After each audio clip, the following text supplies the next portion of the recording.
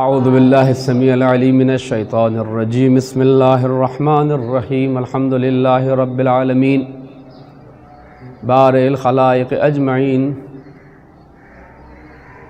والصلاة والسلام علی اشرف الانبیاء والمرسلین رحمتا للعالمین سیدنا و مولانا ابی القاسم محمد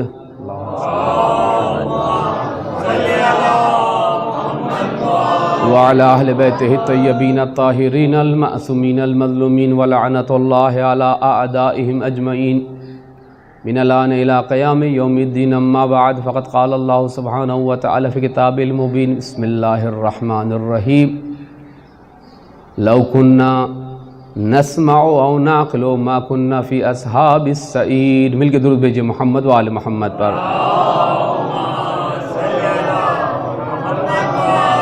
ایک مومن ثواب کی مجلس اعظم منعقد کی جا رہی ہے، اسی مناسبت سے 67واں سورہ ملک اور آیت نمبر 10 کی تلاوت کا شامل کیا کہ جس میں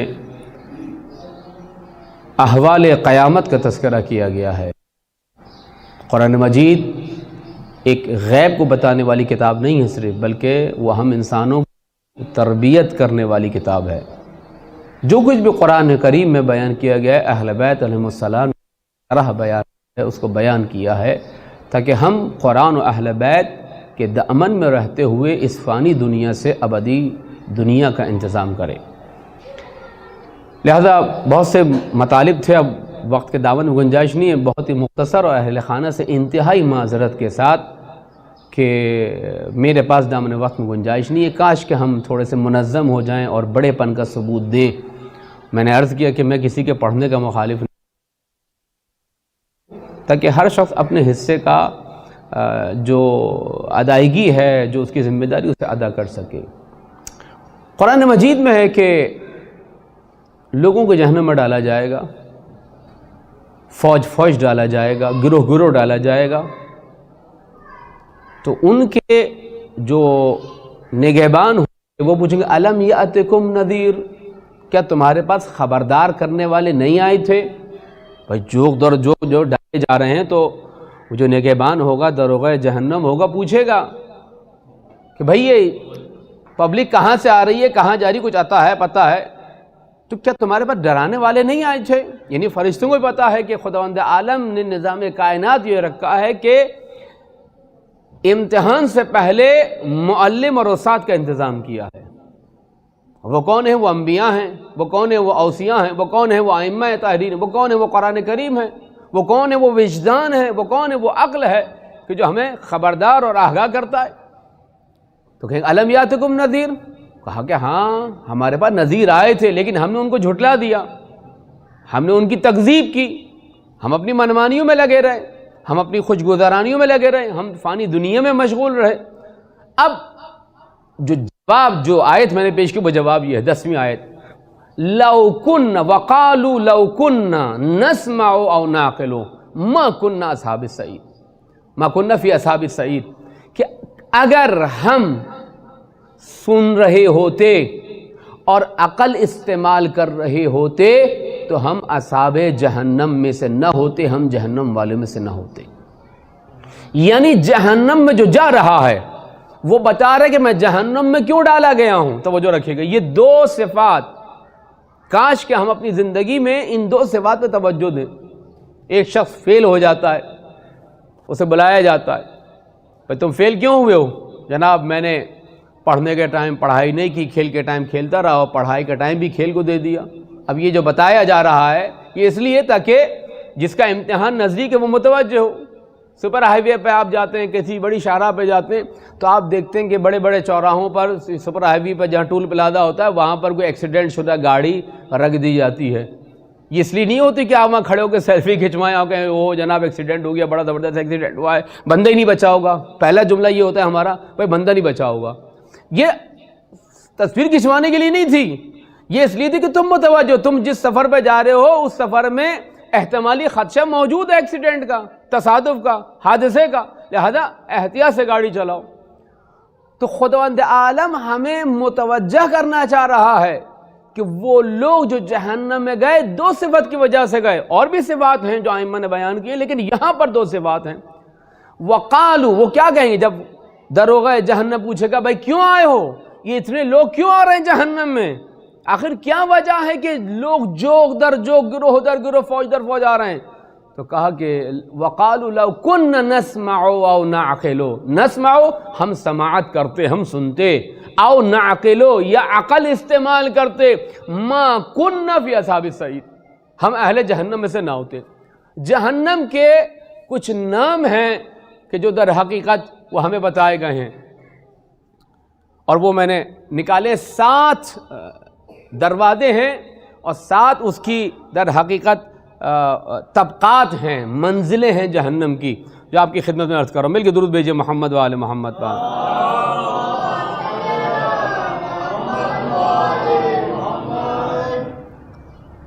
مولا علی کا خطبہ موجود ہے، خطبہ نمبر آپ کی خدمت میں عرض کروں 183، کہ جس میں مولا علی نے آخرت کی جانب بڑھنے والوں کو، ہم سب سفر میں ہیں، وہ کہ ہم بیٹھے ہوئے ہیں مجلس میں لیکن ہمارا سفر جاری ہے، توجہ رکھیے گا۔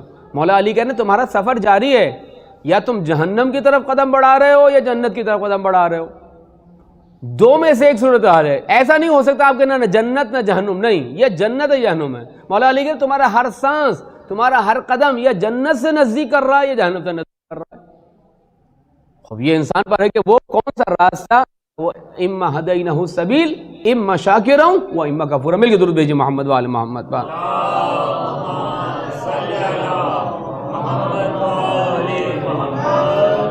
تو وہاں پہ 7 درجات ذکر کیے گئے ہیں۔ پہلا نام، پہلی منزل جو جہنم کے لیے ذکر کی گئی ہے وہ آپ کی خدمت میں عرض کروں، جس کو جہیم کہا جاتا ہے۔ سب سے پہلی منزل جو انسان، یعنی درجہ بدرجہ 7 منزلیں نیچے کی طرف ہیں، پہلی منزل، پہلا طبقہ جو جہنم کا ہے وہ ہے جہیم، یعنی وہاں پر پتھر ہوں گے، پتھر کی نیچے آگ ہوگی، اتنے زیادہ سخت گولا ہوں گے کہ ان پہ کھڑا رہنا مشکل ہو جائے گا انسان کا، اور جو اس پہ کھڑا ہوگا اس کا دماغ، اس کا مغز پگھل پگھل کے گر رہا ہوگا۔ یہ اہل بیت نے ہمیں بتایا ہے کہ دیکھو متوجہ رہو، آسان نہیں ہے۔ علی کا راستہ اتنا آسان نہیں کہ نعرہ ولایت علی ولی اللہ لگایا اور بیڑا پار ہو گیا۔ علی کے راستے پہ زیادہ مشکلات آتی ہیں، علی کے راستے پہ زیادہ سوال کیا جاتا ہے۔ تم دنیا میں کسی کے نام سے منسوب ہو جاؤ، ہمیں کوئی غرض نہیں ہے، لیکن جب تم علی والے کہہ کر اپنے آپ کو کہلواؤ گے تو تمہارے عمل سے علی کا عمل پہچانا جائے گا۔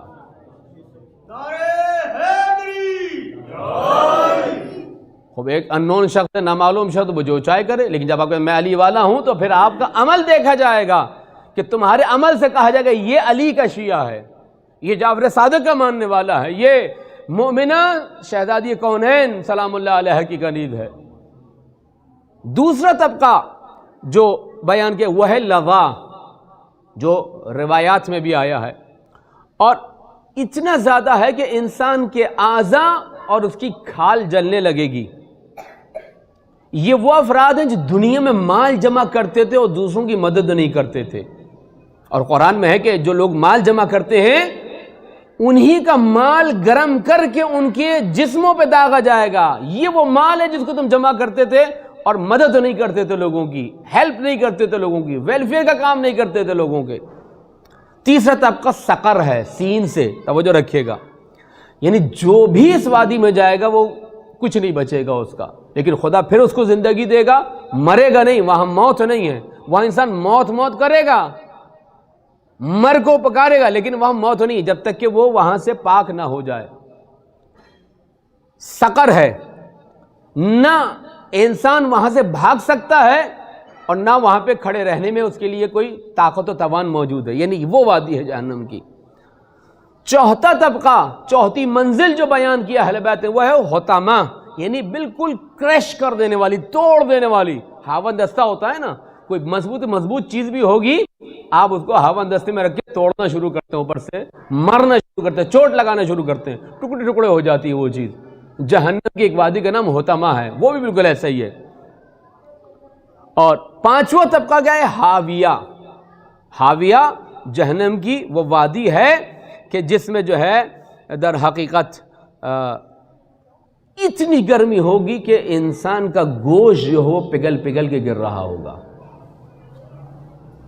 اور جب وہ پکاریں گے کہ ہماری مدد کو آؤ، تو داروغہ جہنم ایک پیالہ لے کر آئے گا. اس پیالے میں آگ کا پانی ہوگا، یعنی آگ ہوگی در حقیقت کہ وہ پینا چاہیں گے شدت تشنگی سے، تو اس پیالے میں موجود جو مادہ ہے آگ کا، اس کی گرمی سے ان کا چہرہ پگھل جائے گا. توجہ رکھیے گا، چہرہ پگھل جائے گا، یعنی اتنی گرمی ہوگی. اور اس کو جو ہے وہ سورہ کہف آیت نمبر 29 میں ارشاد فرمایا گیا ہے کہ جب بھی وہ پکاریں گے تو ان کو پینے کے لیے دیا جائے گا، اس پینے کی وجہ سے ان کا گوشت گل جائے گا. چھٹا طبقہ سعیر ہے. یہ جو آیت ہے ما کن فی اصحاب السعیر، ہم چھٹے طبقے میں نہ ہوتے. چھٹے طبقے میں کون ہے؟ اب دیکھیے کہ جس میں 100 خیمے ہوں گے جہنم کے، 100 خیمے جہنم کے ہوں گے، اور ہر خیمے میں 100 مزید اس کی برانچز ہوں گی جو سب آگ کی ہوں گی. اور ان خانوں کے درمیان سانپ اور بچھو کی کثیر تعداد ہوگی، اور ایسی موٹی موٹی آتش میں روشن اور گرم زنجیریں ہوں گی جو ان گنہگاروں کو پہنائی جائیں گی. توجہ رکھیے گا. میں اس لیے پڑھ رہا ہوں کہ ہماری عادت یہ ہو گئی کہ نعرہ حیدری لگائیں گے اور بیڑا پار ہو جائے گا، ملک الموت آئے گا، منکر نکیر آئے گا. میں امام سجاد کے ماننے والا ہوں، 1 لات ماروں گا منکر نکیر کو، تو جا بھائی، میں تو علی کے ماننے والا ہوں. یہ جو ہمیں سنا کے شاعر نے، ذاکر نے، خطیب نے، مولوی ملا نے بے عقیدہ کر دیا ہے، یہ اہل بیت کے فرامین ہیں. یہ اہل بیت خبر نہ دیتے تو ہمارے ماں باپ کو بھی خبر نہ ہوتی کہ جہنم کس بلا کا نام ہے، کس مصیبت کا نام ہے. اور 7واں طبقہ جو ہے، جو سب سے نچلا طبقہ ہے، وہ ہے جہنم کا طبقہ. توجہ رکھیے، جہنم تو پوری وادی کو کہا جاتا ہے، لیکن اس میں 7 طبقے ہیں. یہ جو ہے در حقیقت آپ کی خدمت میں عرض کروں کہ یہ جہنم کے 7 نام ہیں. چھٹی وادی کو سعیر کہا گیا ہے. اور آپ کی خدمت میں عرض کروں کہ فرمایا 2 صفات اور بس اس میں مجلس تمام. ما کننا نسمع و ناقل، ہم نہیں سنتے تھے اور عقل استعمال نہیں کرتے تھے. خب سننے کا عمل کیا ہے؟ کانوں کے ذریعے سے ہے. انسان سنتا ہے، آوازوں کی تشخیص دیتا ہے. یہاں سننے سے مراد صرف کانوں کا سننا نہیں ہے، بلکہ دل کے کانوں کا سننا ہے. توجہ رکھیے گا. یہاں ان کانوں سے مراد نہیں. ممکن ہے کوئی بہرا ہو، پیدائشی سماج سے محروم ہو، لیکن وہ بھی جنتی ہو سکتا ہے. ممکن ہے کوئی مادرزاد اندھا ہو، لیکن وہ جنت میں کیا آنکھوں والا ہوگا، نور والا ہوگا، بصارت والا ہوگا. بہت سے لوگ ہیں جو اس دنیا میں آنکھوں والے ہیں، لیکن آخرت میں اندھے محشور کیے جائیں گے. وہ کہے گا خداوندہ مجھے دنیا میں تو میں آنکھوں والا تھا، آخرت میں مجھے کیوں اندھا محشور کیا؟ تو کہے گا جس طرح دنیا میں تم نے ہماری آیات کو بھلا دیں گے. روایت میں ہے کہ آخرت میں اندھا وہ شخص ہوگا جو مولا علی کی ولایت اور ان کے فضائل سے اندھا ہوگا. جس کے سامنے علی کے فضائل نہ ہوں اور علی کے راستے کو نہ اپنائے، وہ آخرت میں اندھا محشور ہوگا. مل کے درود بھیجیے محمد و آل محمد پر.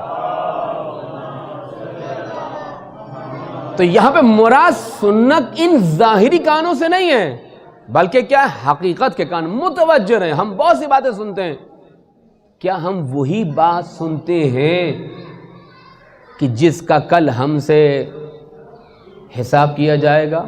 ایک طالب علم کو فرض کیجیے کمرہ امتحان میں بیٹھا ہے، 1 سپلی بھر دی، 2 سپلی بھر دی، 3 سپلی بھر دی، 4 سپلی بھر دی، 5-6 سپلیاں بھر دے. آنسر شیٹ، جناب میں 5 آنسر شیٹ بھر کے آیا ہوں. اچھا جناب ماشاءاللہ بھائی، اب تو تم ٹاپ کرو گے، فرسٹ ڈویژن A++ آئے گا تمہارا تو.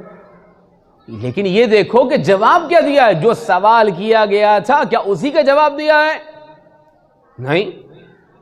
جو سوال کیا جا رہا ہے اس کا جواب دیا جائے، اس کو کہا جائے گا کامیاب ہے، اس کو کہا جائے گا فرسٹ ڈویژن، اس کو جائے گا A+، اس کو کہا جائے گا کہ پہلی پوزیشن پہ آئے ہو. وَإِلَّا 10 کاپی آپ بھر دیں، جو سوال کیے کہ اس کا جواب نہ ہو تو پھر انسان کامیاب نہیں ہو سکتا. اسی طریقے سے ہمیں وہ بات سننی ہے جس کے بارے میں کل ہم سے سوال کیا جائے گا. حضرت امام سجاد علیہ السلام ارشاد فرماتے ہیں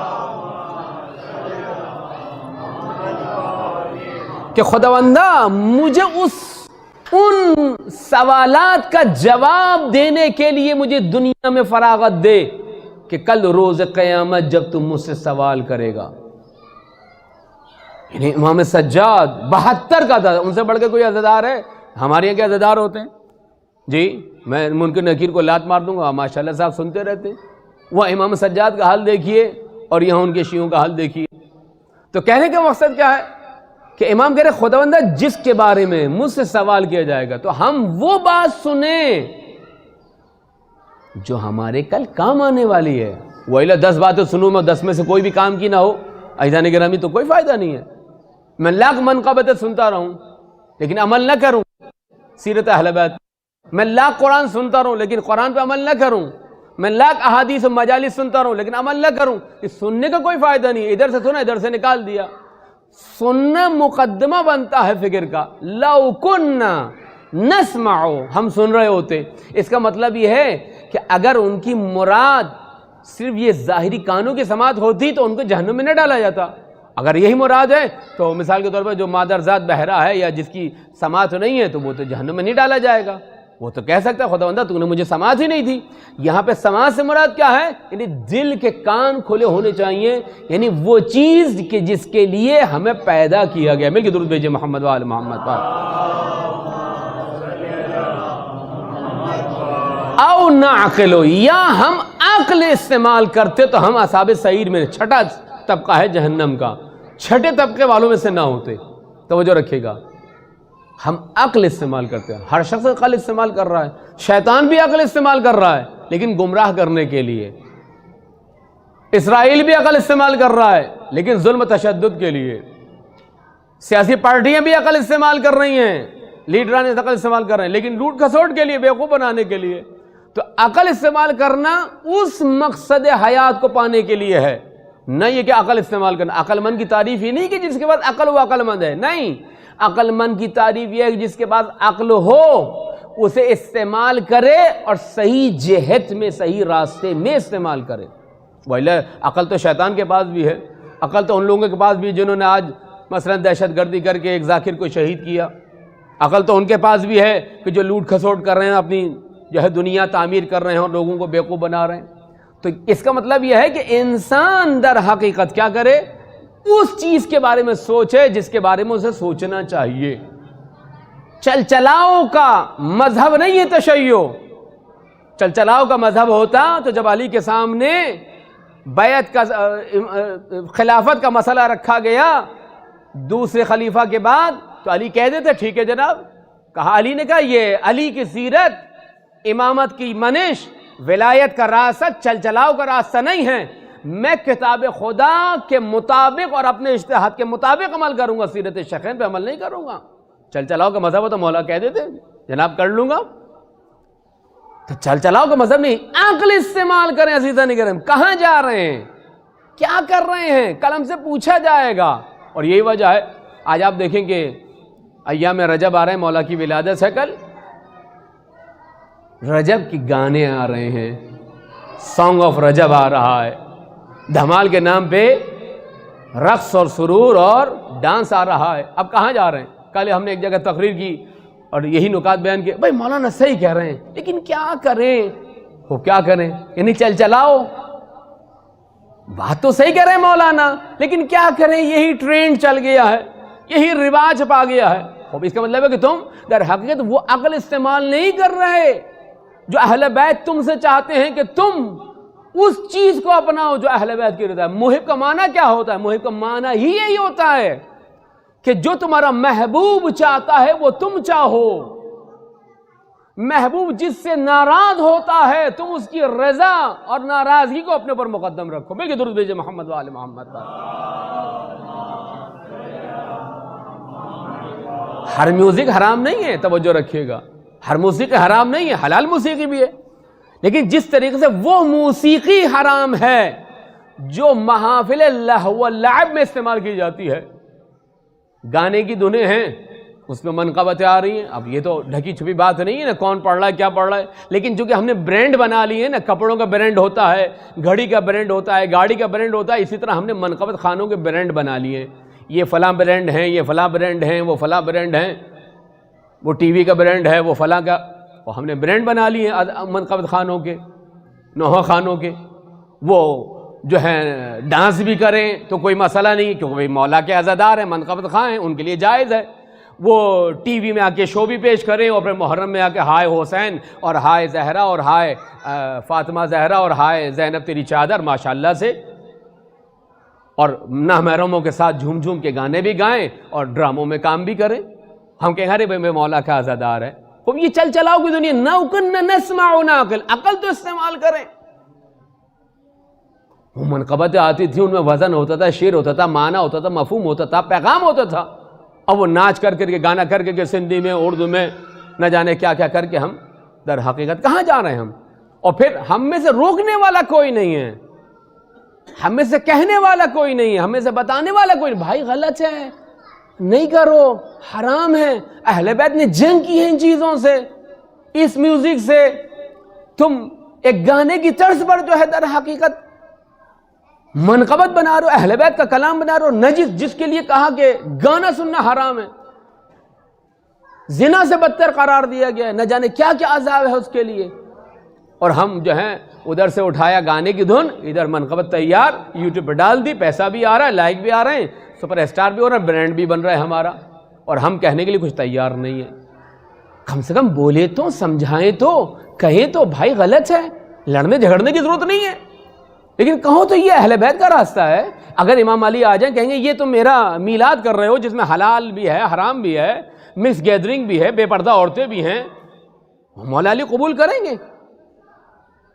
نظر دلاتے ہیں آپ کتنی پاکیزگی کے اندر. بھائی کوئی چیز ایسی نہیں ہو، کوئی گندگی نہ ہو، دھلائیاں ہوتی ہیں. ابھی 22 رجب آئے گی نا، دھلائیاں ہوتی ہیں، پاک چاندنی بچھے گی، اگر بتی جلے گی، کوئی بچہ نہیں آئے گا، اندر نظر ہوگی، وہ بہت اچھی بات ہے. لیکن وہ جو منقبت پڑھ رہے ہیں، کیا اس کو بھی ہم نے پاک کیا؟ کیا اس کی دھن کو بھی پاک کیا؟ کیا اس کو میوزک سے پاک کیا؟ نہیں، اس کے لیے کوئی نہیں. وہاں تو لائک بنیں گے، وہاں تو پیسہ آئے گا یوٹیوب پر، معذرت کے ساتھ. اب یہ تو حقائق ہے، میں تو بولتا ہوں، آپ کو برا لگے اچھا لگے. اگر ہم عقل استعمال کرتے اور سن رہے ہوتے وہ چیز جو سننی چاہیے، کل روز قیامت جس کے بارے میں پوچھا جائے گا، ما كنا في اصحاب السعیر، ہم اصحاب جہنم میں سے نہ ہوتے، چھٹے طبقے جہنم میں سے نہ ہوتے. تو ہمیں اپنی روش بدلنی ہوگی عزیزان گرامی. ہمیں سوچنا ہوگا ہمیں کیا سوچنا چاہیے. ہمیں اس بات پہ سوچنا چاہیے کہ ہمیں کیا سوچنا چاہیے. ہمیں اس بات پہ غور و فکر کرنی چاہیے کہ مجھے کیا سننا چاہیے. مجھے اس بات پر وقت دینا چاہیے، بیٹھ کر غور و فکر کرنی چاہیے کہ میں کیا دیکھوں، میں کون سی مجلس میں جاؤں، میں کون سی منقبت سنوں. یوٹیوب پہ آپ کے سامنے آئے تو ڈس لائک کیجیے اس کو، کہیں کہ ہم نہیں سننا چاہتے جس میں گندی طرزیں ہوں، لہو و لعب کی محفلیں ہوں. لہو و لعب کی محفل کیا ہوتی ہے؟ یعنی بے مقصدیت، لاوالی پن، یعنی دین سے دوری، یعنی نظام ولایت سے دوری، یعنی نظام امامت سے دوری. یہ ہے لہو و لعب. نوے امام کو بلایا گیا، ابھی امام کی شہادت گزری، ولادت بھی گزری ہے، نوے امام کو بلایا بادشاہ وقت میں، مولا آئیے اشعار پڑھیے. شراب کے نشے میں بیٹھا ہوا ہے، کہا کہ آئیے شراب پی. امام نے کہا ہرگز نہیں، میں اس دسترخوان پہ نہیں بیٹھوں گا. امام سے کہا اچھا اشعار پڑھیے. امام نے کہا ہمارا کام شعر پڑھنا نہیں ہے. نہیں آپ پڑھیے پڑھیے. امام نے ایسے اشعار پڑھے کہ جنہوں نے بڑے بڑے برجوں پر اور بڑی بڑی قصروں پر، اپنے گھروں پر پہرے بٹھا رکھے تھے، موت نے ان کو بھی آ کے نہیں چھوڑا. یہ امام نے جب اشعار پڑھے 10-12 اشعار، یہ سب کے سب رونے لگے. توجہ رکھیے گا کہ عقل تو استعمال کریں نا کہ ہم کہاں جا رہے ہیں. ہمیں وقت دینا ہوگا کہ وہ چل چلاؤ کی، وہ بھیڑ چال کی جو دنیا ہم نے بنا رکھی ہے. بچوں کی تربیت، سوچیں کہ اس زمانے میں بچوں کی تربیت کیسے کی جائے، مجالس کیسے برپا کی جائیں، کون سی بات ممبر سے کہی جائے، کون سی نہ کہی جائے، کن عقائد کو بیان کیا جائے لوگوں کے سامنے، کن باتوں کو چھپایا جائے. یہ ساری چیزیں فہم و فراست ہے. لو کنا نسمع نعقل، عقل استعمال کریں، سوچیں کہ ہم کیا کر رہے ہیں. کیا ہمارا راستہ اہل بیت کا راستہ ہے؟ ما کنا فی اصحاب السعیر، ہم اہل جہنم میں سے نہ ہوتے. عزیزان گرامی، یہ شرعی ذمہ داری اگر آج ہم نے نہ روکا اور ایسے افراد کی حوصلہ افزائی کی کہ جو گانوں کی طرزوں پر ترانے بنائیں، اسلامی ترانے بنائیں، منقبت بنائیں، کچھ بھی بنائیں، گانوں کی لہو لعب کی مجالس کی طرز پر، وہ جائز نہیں ہے. میں نے بتایا کہ اس میں پھر تفصیل ہے، میوزک کی تفصیل ہے، میں اس میں وارد ہونا نہیں چاہتا، مجلس ایصال ثواب ہے، بس اتنا ہی کافی ہے. سمجھائیں لوگوں کو، بتائیں، ڈس لائک کریں، ہمتوں کو پست کریں. کل روز قیامت پوچھا جائے گا، جناب زہرا پوچھیں گے اچھا ہم تو گانے کے خلاف تھے اور تم دھمال کے نام پر جی کیا کچھ کر رہے تھے؟ ابھی 7 میں جو کچھ ہوا، مہاراجی کے خلاف جو نعرے لگے، یہ چند ایک ٹولہ جو شراب کے نشے میں مست ہو کر در حقیقت لاوبالی پن کر کے تشیع کے نوجوانوں کو گمراہ کر رہے ہیں. یہ کون ہے؟ یہ وہی ہیں کہ جو جہنم میں جانے والے ہیں، جو مجتہدین کے خلاف. یہ دین آج کس کے ذریعے سے پہنچا ہے؟ یہ مسجد آباد یہ کس کا صدقہ ہے؟ یہ کس کی کوشش ہے؟ یہ امام خمینی کا صدقہ ہے. آج دین کا نام لینے والا کوئی نہیں ہوتا. آج نوجوانوں کے چہروں پر داڑھی ہے، نوجوان بچی کے سر پہ پردہ ہے، یہ امام خمینی کے اسلامی انقلاب کا نتیجہ ہے. ویلا ہم کہاں؟ اور مسجد کہاں؟ مسجد خالی تھی، ویران تھی. یہ امام خمینی کا انقلاب تھا. یہ مراجع تھے، یہ علماء تھے، یہ فقہاء تھے، یہ امام کے طالب علم تھے، یہ مدرسوں کو پڑھنے والے طالب علم تھے جنہوں نے آگے دین کو پھیلا. اور آج 7 میں انہی کے خلاف نعرے لگائے جا رہے ہیں. تو عزیزان گرامی سوچنے کی ضرورت ہے. آنکھ بند کر کے مت جئیں، کان کھول کے آنکھ کھول کے جئیں، کہنا سیکھیں. تخیع کا وقت نہیں ہے. امام زمانہ آپ سے پوچھیں گے بتاؤ کیوں نہیں ایسے جذبوں کی نفی کی، کیوں نہیں ایسے لوگوں کی حوصلے پست کیے تم نے؟ عقل تو استعمال کرتے. یہ تحفۃ العوام کہتے ہیں. تحفۃ العوام کیا ہے؟ مراجع کی لکھی ہوئی کتاب ہے. یہ فتویٰ کہاں سے آئے ہیں؟ یہ ائمہ کے علم کی روشنی میں مختلف علماء نے فتوے دی ہیں. تحفۃ العوام اور توضیح المسائل ہے، ٹھیک ہے ان کا زمانہ گزر گیا، لیکن اس میں جو دوسرے احکام ہیں وہ اپنی جگہ تحفۃ العوام میں ہیں. اور یہ مجتہدین کی لکھی ہوئی کتاب ہے. آج انہی کے خلاف نعرے لگ رہے ہیں. تو یہ ہمارے سوچنے کی ضرورت ہے کہ ہمیں کیا سوچنا چاہیے، ہمیں کیا دیکھنا چاہیے، ہمیں کیا بولنا چاہیے. ایک چیز لینے جاتے ہیں بازار میں، ہم 10 گھنٹے لگاتے ہیں، ونڈو شاپنگ کرتے ہیں، جناب اس کمپنی کی، اس کمپنی کی، اس کمپنی کی. اس کے بعد جا کے ایک بیڈ شیٹ لیتے ہیں، کوئی مشینری لیتے ہیں، کوئی موبائل لیتے ہیں.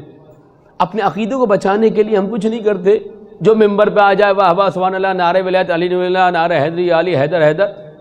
سوچو تو یہ تمہیں کیا دے رہا ہے؟ عقل تو استعمال کرو، بولنا تو سیکھو. کم سے کم سروں کی تعداد میں تو اضافہ نہ کرو. کھڑے ہو جاؤ، غلط کہہ رہے ہو بھائی، ہم یہاں نہیں بیٹھیں گے. احتجاج تو ریکارڈ کرو نا، لڑنے کی، جھگڑنے کی، زد و کوب کی نہیں. یہ اہل بیت نے نہیں کہا، لیکن تمہیں یہ اختیار ہے، تم اپنے وجود کو اٹھاؤ، چلے جاؤ. چونکہ ہم چلاؤ ہمارا مزاج بنا دیا گیا ہے. بھیڑ چال چلے جا رہے ہیں. مجالس ہیں وہ بھی بھیڑ چال کی طور پر ہم کر رہے ہیں. وقت ضائع ہو رہا ہے. مولوی تو 10واں بچہ ہوتا ہے گھر کا، میٹرک پاس ہوتا ہے، مدرسے میں ڈال دو مولوی بن جائے گا. اس کے بعد بہت وقت ہے، اس کو دنیا میں کوئی کام ہی نہیں ہے. جتنا وقت کل کر سکتے ہو، تباہ و برباد کر سکتے ہو، کرو، مجلس کے نام پر، میلاد کے نام پر. تو چلاؤ. لو کن نسمع و نعقل، اگر سن رہے ہوتے اور دیکھ رہے ہوتے تو ہم اصحاب جہنم میں سے نہ ہوتے. بس عزیزان کرام، میں آپ کی زحمت کا تمام کہ اہل خانہ سے معذرت کہ اس سے زیادہ میرے دامن خود گنجائش، میں اپنے وقت سے بہت زیادہ پڑ گیا. مجھے 3 بجے اتر جانا چاہیے تھا. اور میرے خیال سے معذرت چاہوں گا، ہماری قوم اب اس نہج کی عادی ہو گئی ہے کہ جب تک یہ عمل نہ کیا جائے ہم ٹس سے مس نہیں ہوتے. میرے پاس فون آیا، مولانا نکاح ہے. میں نے کہا ٹھیک ہے، پردہ ہوگا آپ کے یہاں؟ نہیں، وہ ہم نے کمرے کا انتظام کیا ہے. اور میں نے کہا پھر گھر کے کمرے میں کر لیجئے، بینکوٹ میں کرانے کی ضرورت ہے؟ پردہ کرانے کے لیے تیار نہیں ہے بینکوٹ میں. اپنی بچی کو ہاتھ کھلے، سینہ کھلا، میک اپ زدہ بچی تزئین و آرائش میں جی محرم و نامحرم کے سامنے ڈھولک کی تھاپ پہ لے کر آئیں گے. اس سے پہلے کیا ہوگا؟ حدیث. مولانا حدیث کی ضرور پڑھیے گا آپ. حدیث نہیں پڑھی تو نکاح نہیں ہوگا. اچھا، برکت مانگنے جناب زہرا آئیں گی تمہاری بچی کی شادی میں. وہ کہاں جا رہے ہیں؟ کچھ تو سوچنا، عقل تو استعمال کرو بھابا. جناب زہرا آئیں گی، امام حسین آئیں گے، امام حسن آئیں گے. ایسی شادی میں جب گناہ ہو رہا ہے، جب بے پردگی ہو رہی ہے، جب گانا ہے، جہاں تمہاری معصوم بچی کے جس کا بیاہ تم کر رہے ہو وہ اپنی در حقیقت اپنی خوش نصیبی کے گھر جا رہی ہے، اس کی زندگی بن رہی ہے گناہوں کے ساتھ. بھیڑ چال بنا ہوا ہے نا، چلاؤ گے دن چل رہا ہے. تو ہمیں اپنی حالت تبدیل کرنی ہوگی. مجالس ایصال ثواب اس لیے ہیں تاکہ ہم متوجہ ہوں کہ ہم کہاں جا رہے ہیں۔ اسپیڈ بریکر کیوں بناتے ہیں آپ گلی گلی میں؟ تاکہ جو لاؤبالی پن میں بچے جا رہے ہیں یہ اسٹاپ کریں، بریک لگائیں، پہلے گرے گاڑی ڈالیں، موٹر سائیکل ڈالیں کہ یہاں آبادی ہے، یہاں اسکول ہے، یہاں ہاسپٹل ہے، یہاں مسجد ہے، یہاں بچے کھیل رہے ہیں، یہاں پارک ہے۔ اس کے بعد روکو، سلو کرو، پھر چلو۔ مجلس ایصال ثواب زندگی میں وہ اسپیڈ بریکر ہے جو چل چلاؤ کی دنیا سے، لاؤبالی پن سے، غفلت سے ہمیں بیدار کرنے کے لیے کہ دیکھو تھوڑی دیر رکو، کہاں جا رہے ہو، دائیں بائیں دیکھو، آگے دیکھو، صحیح راستے پہ جا رہے ہو نہیں جا رہے ہو۔ مجلس اعضا نعمت بزرگ ہے، ذکر اہل بیت نعمت بزرگ، نعمت عظمیٰ ہے کہ ہمیں متوجہ کرتی ہے کہ وہ صفت کہ جس کا تذکرہ اہل جہنم میں جانے کے بعد کریں، مجلس اعضا کا اعجاز یہ ہے، وہ دنیا میں تمہیں اس دنیا میں سکھا دیتی ہے۔ وَإِلَّا مجلس اعضا کرنے کے بعد بھی اگر انسان متوجہ نہ ہو اور وہی بھیڑ چال اور چل چلاؤ کی زندگی، تو پھر کوئی فائدہ نہیں ہے عزیزان گرامی، صرف کانوں سے سنا، ادھر سے سنا، ادھر سے نکال دیا بس۔ ایک مومن کے ایصال ثواب کی مجلس ہے، ایک عزادار کے ایصال ثواب کی مجلس ہے۔ عزیزان گرامی، جب کوئی انسان مرتا ہے تو اس کے عزیز و اقارب جمع ہو جاتے ہیں، لواحقین سے کہتے ہیں کہ تم بیٹھو، تم آرام کرو، ہم ہیں کام کرنے والے۔ گلے لگاتے ہیں، آؤ ہمارے گلے لگ جاؤ، اپنا سر ہمارے کندھے پہ رکھ دو۔ جب رکھ دیتا ہے، رو لیتا ہے، ہلکا ہو جاتا ہے۔ آپ کیا کہتے ہیں؟ ہم تمہارے غم میں برابر کے شریک ہیں، یہ کہتے ہیں، دلاسا دیتے ہیں، تسلی دیتے ہیں، تعزیت پیش، مستحب یہ الفاظ کہیں۔ مننے والے کے لواحقین کو دو چیزوں کی ضرورت ہوتی ہے، وہ آپ سے پیسہ نہیں مانگ رہا، وہ آپ سے مدد نہیں مانگ رہا، ایک آپ کا بول جو اس کی تسلیت کے انتظام کر سکے، صرف دو چیزیں مانگ رہا ہے، کچھ اور چیز نہیں مانگتا۔ آپ اس کندھا دیجئے، سر رکھ کے روئے اور چند کلمات ادا کریں۔ لیکن کربلا میں ایک ایسا یتیم بھی تھا جس کو نہ کسی نے کندھا دیا اور نہ کوئی تعزیت پیش کرنے والا تھا، سید سجاد۔ وہ ایسا یتیم بیٹا ہے کہ اس کی یتیمی کا آغاز ہی، اس کی امامت کا آغاز ہی اس کی یتیمی سے ہو رہا۔ حسین شہید سے امام کی امامت شروع ہو گئی۔ یہی وجہ ہے جب طلِ زینبیہ سے بہن دوڑ کر خیمے پہنچی اور کہا بیٹا سید سجاد مجھے میرا بھائی نظر نہیں آتا، تو کہا پھوپھی اماں ذرا خیمے کا پردہ ہٹائیے۔ خیمے کا پردہ ہٹانا تھا۔ سید سجاد عالم نحیفی میں ہیں، کمزور و لاغر ہیں، کھڑے ہونا چاہتے، کھڑے نہیں ہو سکے، لیٹے لیٹے کہا منہ موڑ کے السلام علیک یا ابا عبداللہ، میرے مظلوم بابا، مظلوم بیٹے کا سلام لے لو۔ ارے سیدہ زینب نے کہا سید سجاد مجھے میرا نہیں آتا۔ امام سجاد کو پھوپھی اماں بابا کی زیارت زمین پہ نہیں، نو کے نیزہ پر۔ اجرکم اللہ، اجرکم اللہ۔ یہ ہے سید سجاد کہ میں نے کہا کہ دلاسا دینے والے ہوتے ہیں، لیکن سید سجاد کو کیسے تعزیت پیش کی ہے امت مصطفیٰ نے۔ ارے ایک ایک کر کے خیام جلائے جانے لگے۔ ارے سید سجاد کے بستر کو کھینچا گیا، جناب زینب اپنی پیٹھ پر اٹھا کے لاتی ہیں۔ اب سید سجاد نے ایک اور عجیب منظر دیکھا ہے، جب بیویاں گھبرا کر میدان کربلا میں جمع ہو گئی، خیام جل چکے، تو شام کے قزاق نیزہ لے کے آتے ہیں، نیزے کی انیوں سے چادروں کو چھین۔ یہ منظر کسی اور امام نے نہیں دیکھا، اللہ اکبر، جو سید سجاد دیکھ رہا ہے۔ عجیب عالم ہے، عجیب تعزیت پیش کی ہے نواز رسول کی شہادت کی۔ اور اس کے بعد عجیب منظر دیکھا سید سجاد نے، جو کسی بھائی کا دامن جل رہا ہے، کوئی تماشے لگا رہا ہے، کوئی تعزیانے لگا رہا ہے۔ عزیزان گرامی، شاید سکینہ لوٹ کر آئی، بھیا سید سجاد، ارے اب پیٹھ میں اتنی طاقت نہیں ہے۔ بس آخری روایت عرض کروں، جب دفنایا جاتا ہے نا تو کیا کیا جاتا ہے عزیزان گرامی؟ لٹایا جاتا ہے، گال کے نیچے مٹی رکھی جاتی ہے۔ حسین کو قبر میں لٹانے کے بعد لاش اطہر کو سید بابا کے بند کفن کھولنے کے لیے. مظلومیت کا عالم یہ ہے کہ بابا کے پاس کفن نہیں تھا، اور اگر کفن ہوتا تو سر اقدس نہیں تھا کہ آخری دیدار کرایا جاتا. بس یہی وجہ ہے بے کفن بے سر لاش دفنایا، دفنانے کے بعد اشک بہائے اور انگشت شہادت لکھ دیا ھذا قبر حسین ابن علی الذی قتلوه الشانہ. حسین ابن علی پیاسے کی قبر ہے جس مہمان بلا کر شہید. الا لعنت اللہ علی القوم الظالمین وسيعلم الذین ظلموا ای منقلب ينقلبون. بار اللہ ہمارے اس قلیل عبادت کو قبول فرما، ہمارے ناسو کو ہماری بخشش کا ذریعہ قرار دے، مرحوم کی منازل قبر و آخرت کو آسان فرما، ان کے لواحقین کو صبر جمیل کی توفیق فرما. بار اللہ ہم سب کو عقل اور سماعت حقیقی عطا فرما، ہمیں جہنم سے بچنے والے اعمال کو بجا لانے کی توفیق عطا فرما، ہمیں ولایت و محبت اہل بیت ثابت قدم فرما. بار اللہ امام زمانہ کے ظہور میں تعجیل فرما.